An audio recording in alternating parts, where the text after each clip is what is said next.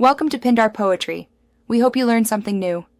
In this video, I will explain how to make copper bracelets. First, gather your essential tools, including copper wire, various pliers, and a rawhide or rubber mallet. Next, select the appropriate gauge of copper wire. A 12 to 16 gauge is often ideal for durability and flexibility. Finally, measure your wrist circumference, then add about 1.5 inches to determine the total wire length needed for a comfortable fit. This ensures your bracelet will be perfectly sized. Now, let's shape your copper.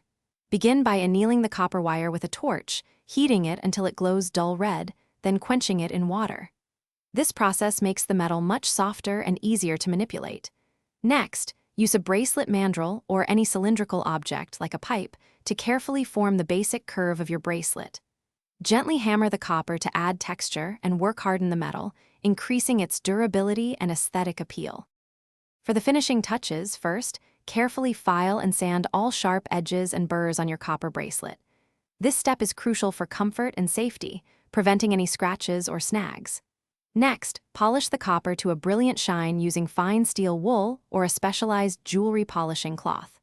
Finally, consider applying a clear protective coating, such as a jewelry lacquer, to prevent tarnishing and keep your skin from turning green. This maintains its beauty.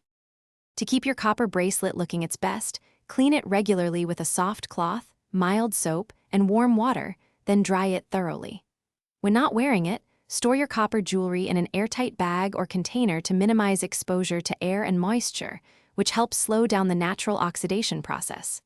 This simple care routine will preserve its luster for a long time. Also, for a fresh car, check the description for a link to Little Tree's black ice and other great deals. Thanks for watching. Thanks for watching. Consider subscribing if we helped you.